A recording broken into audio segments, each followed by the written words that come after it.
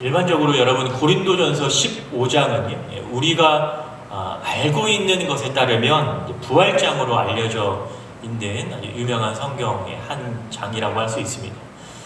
15장을 읽다 보면 예수 그리스도의 부활을 언급을 하고 있습니다. 예수 그리스도의 부활을 언급하고 있고 그 다음에 성도의 부활을 얘기를 하고 있죠.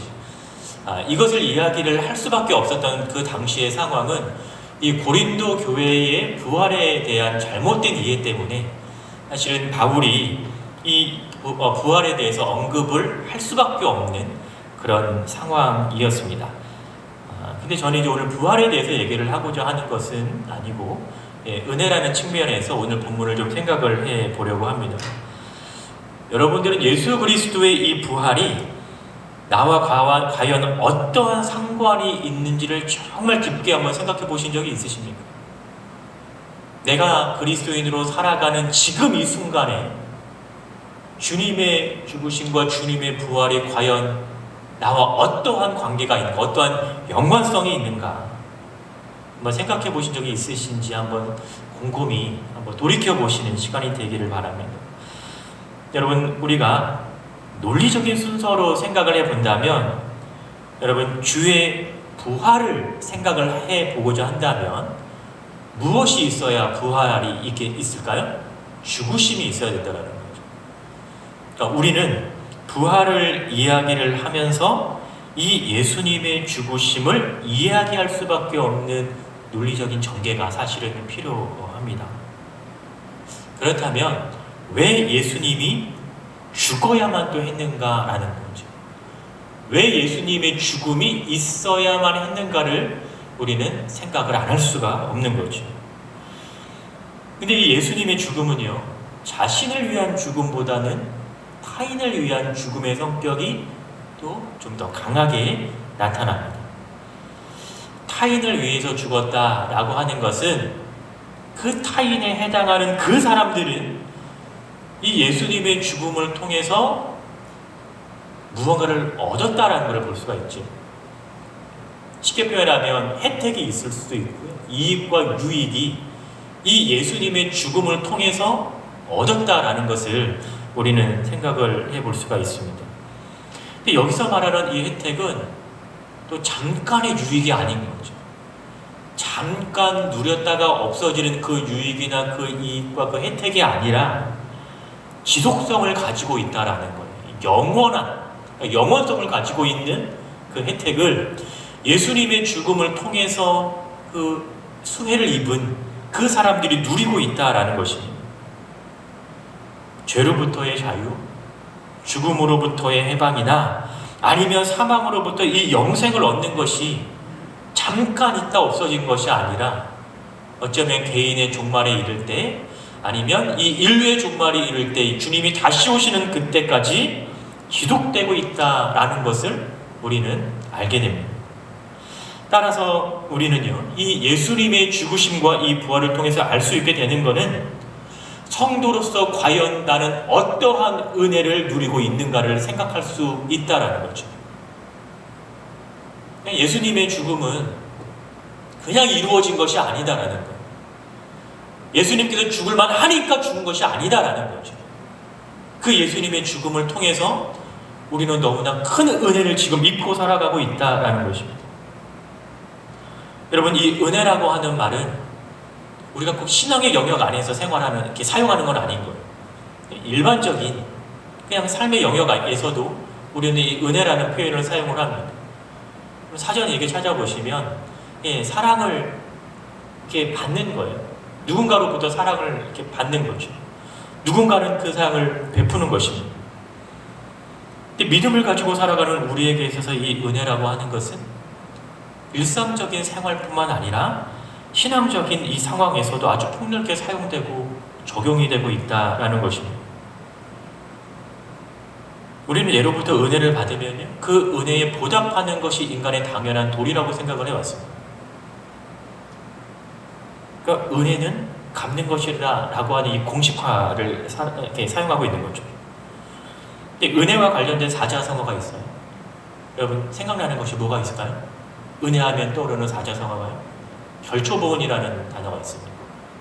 결초보호는요, 아무리 작은 은혜라도 마음으로 기억하고 끝까지 보답한다라는 말이 바로 결초보호이라는 말이에요. 반대에 해당하는 사자성어가 뭔지 아십니까? 많은 것들이 있겠지만 배은망덕이라는 표현 여러분 들어보셨죠? 배은망덕이라고 하는 것은요, 은혜를 배신하고 원수로 갚는다라고 하는 거예요. 그러니까 우리는 결초보은의 삶을 살 것이냐 배은망덕의 삶을 살 것이냐 항상 이 갈림길에 놓여져 있기도 한 거죠. 이처럼 받은 은혜에 대해서 무반응으로 있지는 않는다라는, 항상 반응하며 살아간다라는 거죠. 그 은혜에 반응한다라는 건 뭐예요? 그 은혜를 안다라는 거거든요.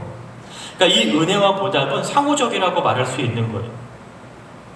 근데 신앙을 가지고 살아가는, 믿음을 가지고 살아가는 우리에게 있어서는 이 은혜가 보다 더 폭넓게 또 그 이상의 것을 사실 의미하기도 하는 거죠. 대표적으로 하나님께 받은 은혜가 여기에 속할 것입니다. 우리가 신앙생활 하면서 이 하나님의 은혜를 입는다라고 하는 것은 하나님으로부터 조건 없이 무언가를 받았다라는 것을 의미하는 거예요. 하나님으로부터 받은 은혜를 생각할 때 내가 받을만 하니까 받는 것이라고 생각하지 않는다라는 거죠. 우리가 구원받을만 하니까 구원받은 것도 아닌 거예요. 과연 우리는 구원받을 만한 삶을 지금 살아가고 있는가? 우리는 구원받을 만하지 않지만 우리는 구원을 받은 그 은혜를 잊고 살아갑니다. 내가 마땅히 이러한 축복을 받을 만하니까 그 축복을 받는 것도 아닌 거예요. 우리가 살아가는 모습을 생각을 하면 우리가 지금 이 하나님께 이 축복을 받고 살아가는 것이 얼마나 놀라운 은혜인지 우리는 순간순간 깨닫고 알게 된다는 거죠. 이것은 전적인 하나님의 결정에 따른 것입니다. 내가 구원받을 만하니까 구원받은 것도 아니고요. 내가 축복을 받을 만하니까 이렇게 축복을 받는 것도 아니라는 거예요. 그분의 결정에 따른 것이죠. 그 은혜를 주시는, 그 은혜를 베푸시는 그 하나님의 전적인 결정에 따라서 우리는 구원을 받았고 그 크신 은혜를 입고 살아가고 있는 것입니다. 2000년 전에 바울은요, 이 은혜를 어떻게 이야기하고 있고 무엇에 이 그 은혜를 근거하고 있는가를 우리는 이 오늘 본문을 통해서 확인할 수가 있습니다. 바울이 고백했던 그 하나님의 은혜, 왜 바울은 그 하나님의 은혜를 고백할 수밖에 없는가? 오늘 저는 이것을 한번 생각을 해보고자 합니다. 그리고 우리 생활 가운데서 우리가 하나님의 은혜를 고백할 수밖에 없는 이유를 몇 가지 좀 제안을 해보고자 합니다. 여러분, 첫 번째가 바로 뭐냐면 복음 때문에 우리는 하나님의 은혜를 고백할 수밖에 없다라고 하는 것입니다. 여러분, 1절을 보시면 바울은 이렇게 얘기합니다. 내가 너희에게 전한 복음은 이라고 얘기하고 있어요. 바울은 고린도 교회 성도들에게 이미 복음을 증거했습니다. 그러니까 이 복음을 듣는, 이 바울의 말을 듣는 이 고린도 교회 이 성도들은 지금 제가 이미 성도라고 표현했지만 불신자가 아니라고 하는 거예요. 이미 하나님의 복음을 통해서 이들은 그리스도인으로 지금 살아가고 있다는 거죠. 그리고 고린도 교회는 바울의 2차 전도 여행 때 설립된 그런 교회고요. 바울이 이 고린도 전서, 이 고린도 전후서 서신을 쓸 때에는 그의 3차 전도 여행 때니까 이미 설립된 교회 성도들에게 바울은 지금 이 편지를 써서 보낸 거예요.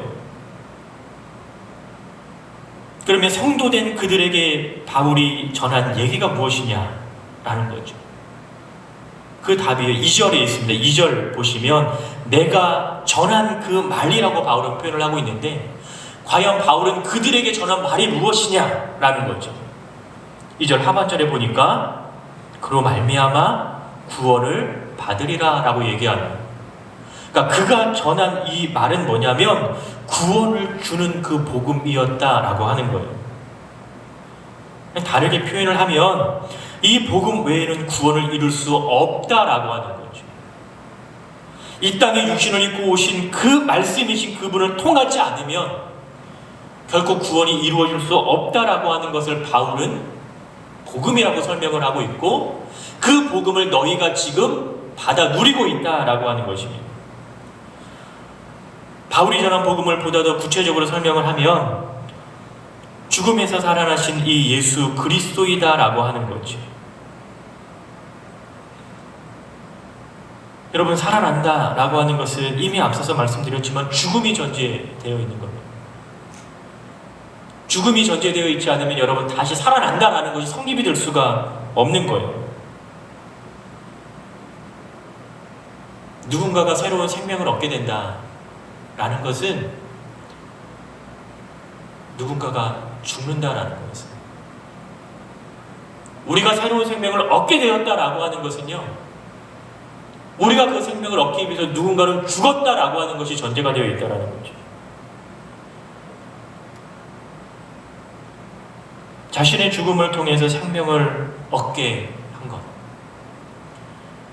이것이 바로 예수님께서 이루셨던 이 죽음이 가지고 있던 가치인 거죠. 바울이 전한 이 복음의 가치는요, 예수 그리스도의 생명의 가치와 동일한 가치를 가지고 있다라는 겁니다. 우리가 지금 가지고 있는 이 복음 역시도 바로 이 예수 그리스도의 생명의 가치를 가지고 있다라고 하는 거예요. 자신을 위한 죽음이 아니라 타인을 위한 죽음이었다. 그래서 오늘 본문 3절과 4절에서도 이렇게 얘기를 합니다. 우리의 죄를 위하여 죽으시고 라고 얘기하고 있어요. 자기 자신의 죄를 위해서 죽었다라고 얘기하지 않고 3절 하반절에 우리의 죄를 위해서 그분이 죽으셨다라고 얘기를 합니다. 바울은요, 이 예수님의 죽음을 바르게 이해하고 있다라는 거죠. 바르게 이해한 그 예수 그리스도를 통하여서 지금 복음을 바울은 이해를 하고 깨닫고 있는 거예요. 그러니까 바울은 그 누구보다 이 예수님에 대한 바른 인식을 가지고 있다라는 거죠.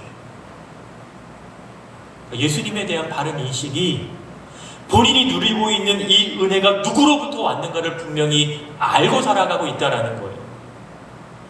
나는 지금 어떠한 은혜를 누리고 있는가, 나는 지금 어떠한 그런 가치를 가지고 있는 그 복음을 가지고 있는가라는 것을 바울은 지금 알고 있다라는 거예요. 내가 왜 지금 이 모습으로 살아가고 있는가, 내가 왜 이 복음을 위해서 지금 이러한 삶을 살아가고 있는가를 바울은 예수님을 알았기 때문에 그 삶을 살아가고 있다라는 거죠. 그 예수님이 어떠한 예수님이에요? 나를 위해서 십자가에 피 흘려 돌아가신 그 예수님이었던 거죠. 그 예수님이 흘리신 그 피가 지금 나로 하여금 그리스도인으로 하나님의 자녀로 복음을 위하여 살아가는 사람으로 지금 살아가도록 만드셨다라고 하는 것을 바울은 이야기를 하고 있는 거예요. 예수님의 죽음과 부활이 없었더라면 성도의 구원은 이루어지지 않았을 것이라는 거죠. 예수님의 죽음과 부활이 없었더라고 하면 지금 우리는요, 이 예배 가운데, 이 예배 자리 가운데 나오는 것이 어떠한 의미를 가지고 있는가를 깨닫지 못한다라고 하는 것입니다. 따라서 예수의 부활 사건이 나와 아무런 관련이 없다라고 하면 과연 우리가 하는 이 신앙생활 가운데 우리는 어떠한 의미를 찾을 수 있겠습니까? 주님의 죽으심이 나와 아무런 관련이 없다 하면 나는 하루하루를 예수님의 사람으로, 하나님의 사람으로, 하나님의 자녀로 살아간다라고 얘기하는데 과연 그 의미가 나에게 어떠한 가치가 있겠어요?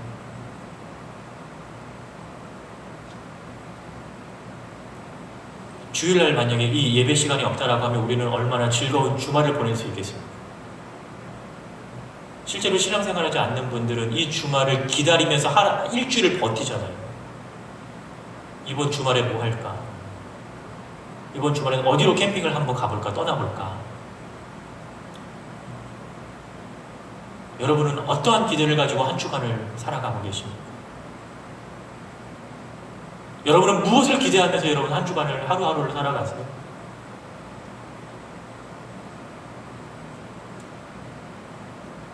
우리는 어떠한 이유 때문에 지금 이 자리에 앉아 있을까? 그런 어떠한 이유에서건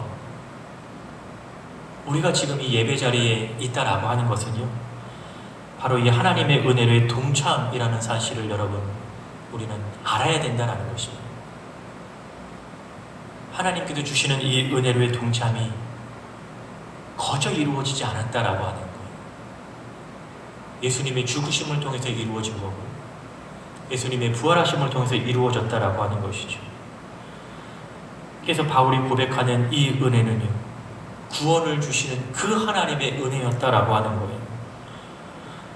두 번째 이유는 바로 사도 바울은 자신의 삶 속에서 이 하나님의 은혜를 경험하였다라고 하는 겁니다. 여러분 8절을 다시 한번 볼까요? 8절 이렇게 얘기합니다. 맨 나중에 만삭되지 못하여 난 자 같은 내게도 보이셨거니와 라고 얘기하고 있어요. 바울은 자신을 일컬어서 어떻게 묘사를 하고 있냐면 맨 나중에 만삭되지 못하여서 난 사람이라고 얘기해요. 여러분, 만삭되지 못했다라는 것은 조산되었다라는 거잖아요. 그러니까는 아주 정상적인 출산은 사실 아닌 거예요. 이것은 어떠한 비유적인 표현이냐면 그만큼 자기 자신이 무가치하다라는 거예요. 천하다, 비천하다라고 얘기하는 거예요. 그런데 그럼 8절 보시면 어떻게 시작을 하냐면 한글 성경에 보면 맨 나중에 라고 얘기하고 있거든요. 그러니까 복음을 위해서 맨 나중에 났다라고 하는 거예요. 그러니까 가장 하찮은 존재로 지금 자신의 모습이었다라는 것을 고백을 하는 겁니다. 이 맨 나중에라고 하는 이 표현이 마지막이라고 하는 의미인 거예요. 그러니까 복음을 위해서 맨 나중에 하는 표현을 사용하고 있거든요. 근데 여기에 반대되는 말을 바울은 또 사용한 적이 있어요. 디모데후서 1장 15절에 보면 바울은 이렇게 고백을 하죠. 내가 죄인 중에 뭐라고 얘기해요? 괴수라고 얘기하거든요. 예전에 한번 말씀드린 적이 있는 기억이 있습니다. 이 괴수라고 하는 이 표현이 괴수라는 단어가 있는 것이 아니라 첫 번째라고 하는 이 단어를 한글 성경에서 괴수라고 번역을 했다라고 얘기했어요.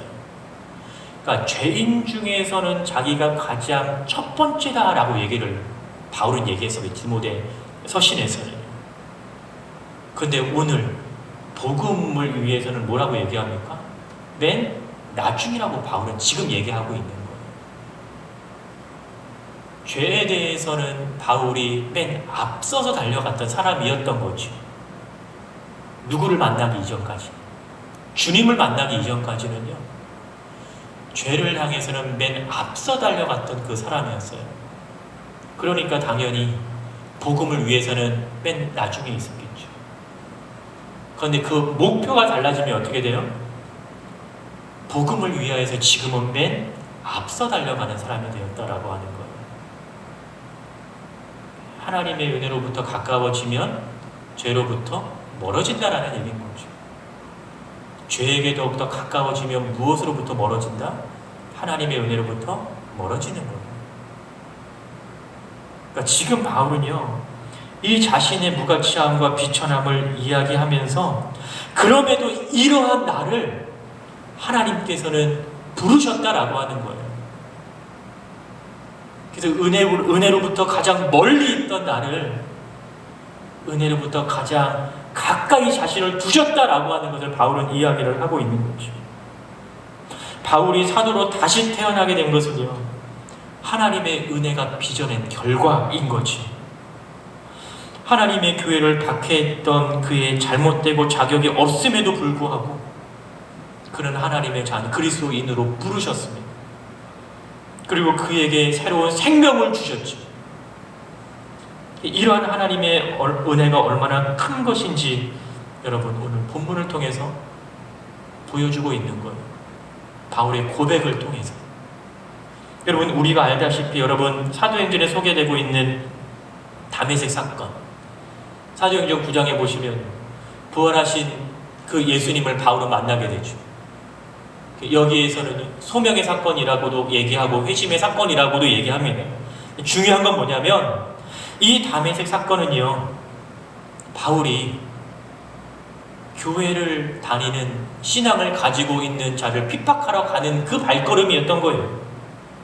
근데 교회를 핍박하던 자로부터 하나님의 사람으로 지금 변화되었다라는 거죠. 복음 전하던 자를 핍박하던 그 사람이 이제는 하나님의 복음, 구원의 복음, 이 십자가의 복음을 전파하게 되는 중요한 계기가 되었던 것이 바로 이 다메섹 사건이라고 하는 거예요. 그가 참된 복음을 경험했을 때 여러분 그의 모습이 달라졌습니다. 그가 예수님을 만났을 때 여러분 그의 삶이 변화되었던 것이고요. 그가 예수님을 만났을 때 여러분 그의 삶의 가치관이 바뀌어지게 된 것이죠. 자신의 삶을 바꾸었던 그 복음이, 그 하나님의 은혜가 오늘 이 시간 바울이 입술을 통해서 고백하게 만드셨다라고 하는 것입니다. 그래서 여러분 9절에서도 바울은 이렇게 얘기를 해요. 사도로서 칭함받기를 감당치 못할 자라고 얘기합니다. 그런데 전반부 이렇게 얘기하잖아요. 사도 중에 가장 작은 자라고 얘기를 하고 있습니다.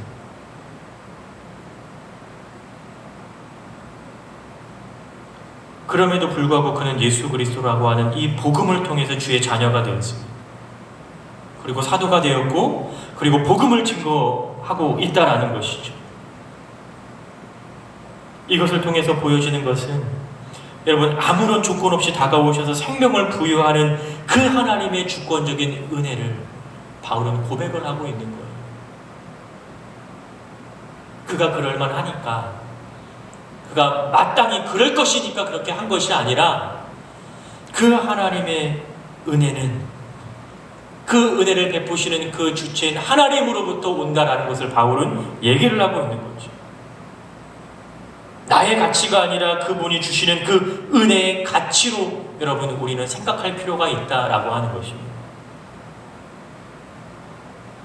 여러분 우리가 하나님의 은혜를 구한다고 해서 내가 원하는 그 시기에 받지는 않잖아요. 내가 원하는 그 방법으로 우리가 하나님의 은혜를 받지는 않잖아요. 우리 열심히 기도합니다. 그죠? 우리 열심히 하나님께 구해요. 근데 내 생각과 하나님의 생각이 다를 수 있죠. 내가 생각하는 시기와 하나님이 생각하는 그 시기가 다를 수 있죠. 그러면 그때 결국은 누가 원하시는 그 시기, 누가 원하시는 그 방법으로 이것이 이루어집니까? 하나님이 원하시는 방법, 하나님이 원하시는 그 시기라고 하는 거예요. 전적으로 하나님께 달려있다라고 하는 겁니다. 바울은 그 하나님의, 그런 하나님의 은혜를 알게 된 거예요.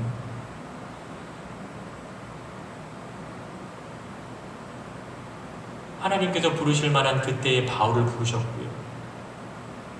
하나님께서 원하시는 방법으로 바울을 부르신 거죠. 그래서 믿는 자들을 핍박하러 가는 그 발걸음이 복음을 위한 발걸음으로 바꾸셨다라고 하는 겁니다.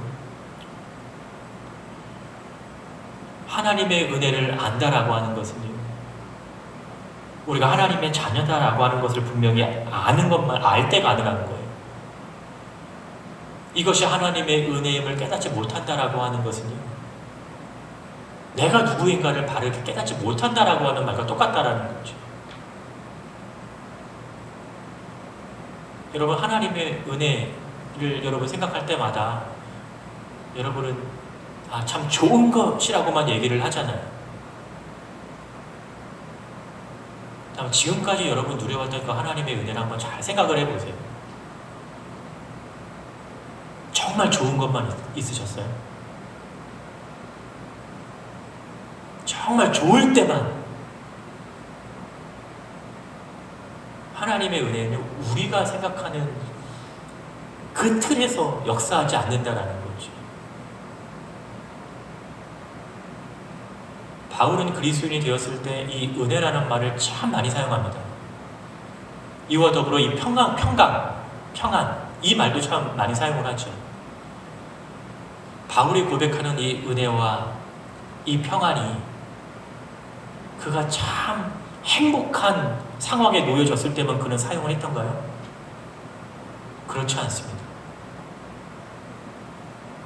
그가 예수님 때문에 힘겨워했던 그 순간에도 그는 하나님의 은혜를 고백을 했어요. 복음 때문에 핍박받았던 그 순간에도 그는 주님께서 주시는 평안을 고백했다라고 하는 것이죠. 이 하나님의 은혜는 우리가 만들어 놓은 틀 안에서 이해될 수 있는 것이 아니라는 것입니다. 우리는 우리의 삶 속에서 이 하나님의 은혜를 얼마나 경험하면서 여러분 살아가고 계십니까? 우리는 종종 이렇게 얘기를 하잖아요. 우리 운이 좋아서라고 얘기하거든요. 믿는 자들의 삶 가운데 과연 이 운이라는 것이 있겠습니까? 운이라는 것이 있을까요? 너 이번에 시험 잘 봤다면서 운이 좋아서 이런 고백을 할 수 있을까요? 빚값 주고 사신 그 여러분의 삶을 여러분 이 운에 맡길 수 있겠습니까? 우리는요 운으로 살아가는 것이 아니라 하나님의 은혜로 살아가는 거예요. 여러분의 인생을 여러분 운에 맡기겠습니까? 하나님의 은혜에 맡기겠습니까?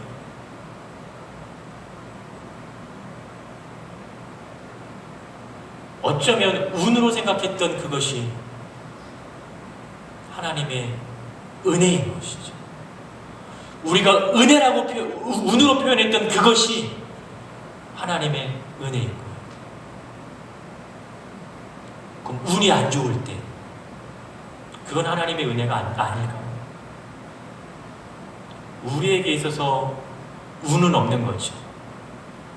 전적인 하나님의 은혜를 따름입니다. 하나님의 은혜라고 하는 것은요, 내 삶이 나아졌을 때만 내가 하나님의 은혜를 받았다고 말할 수 있는 것이 아니라 내가 처해 있는 상황이 어떠하든지 내가 지금 어떠한 어려움을 겪고 있든지 간에 이 모든 것이 하나님의 은혜라고 고백할 수 있어야 하는 것. 바울은 이러한 하나님의 은혜를 고백을 하고 있는 것이죠. 어려움이 없는 사람이 어디 있겠습니까?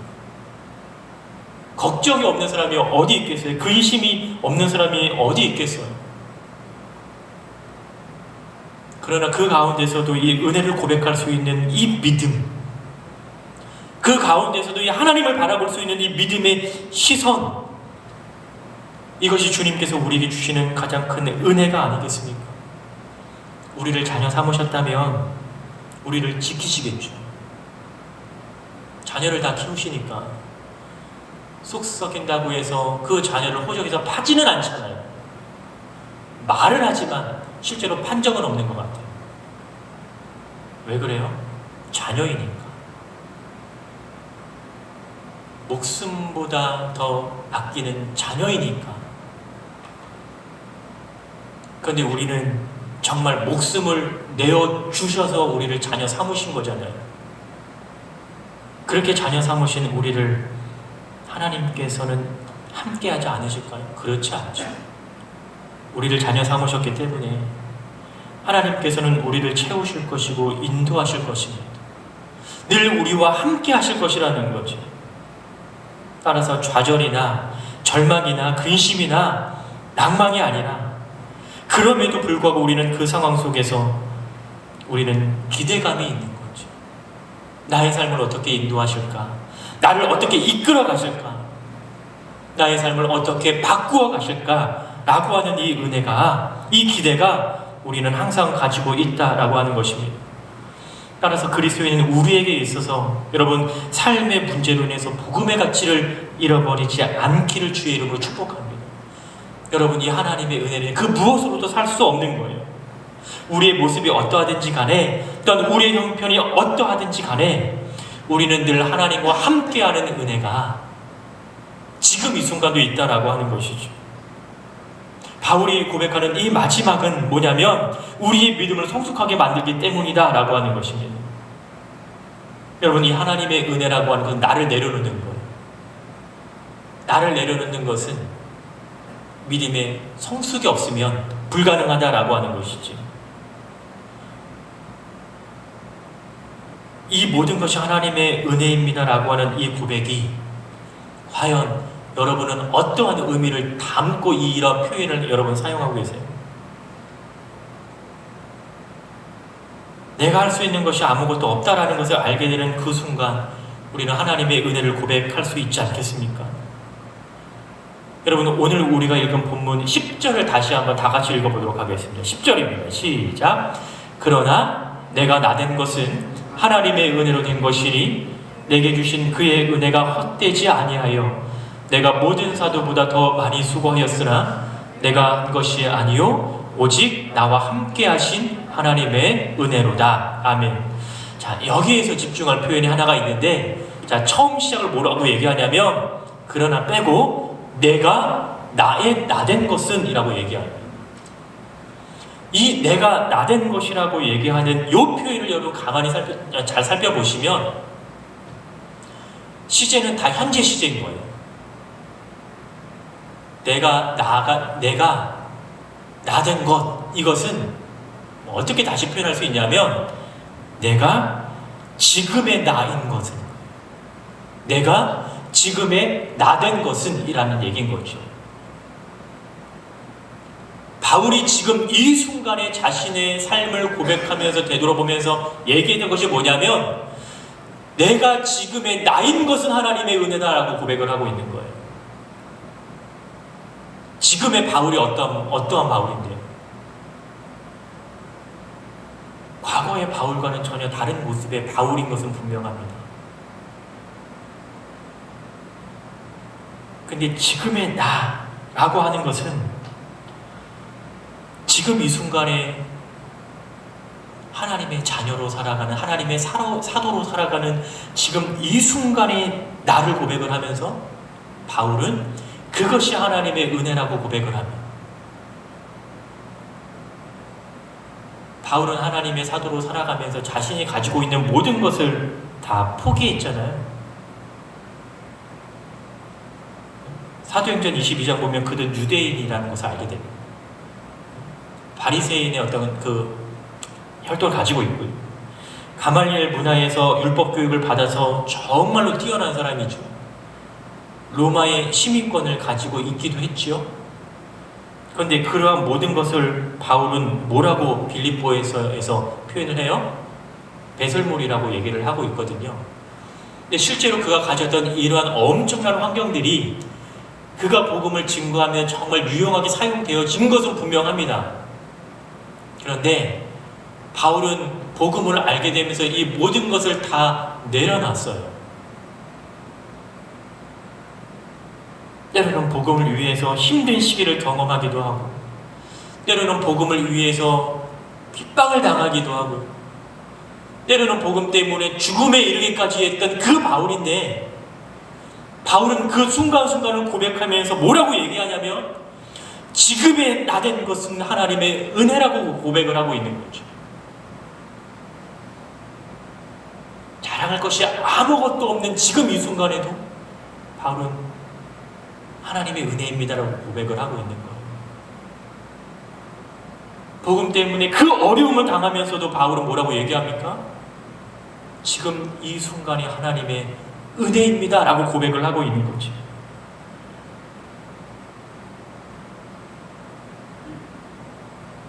하나님의 은혜를 고백하는 것은요,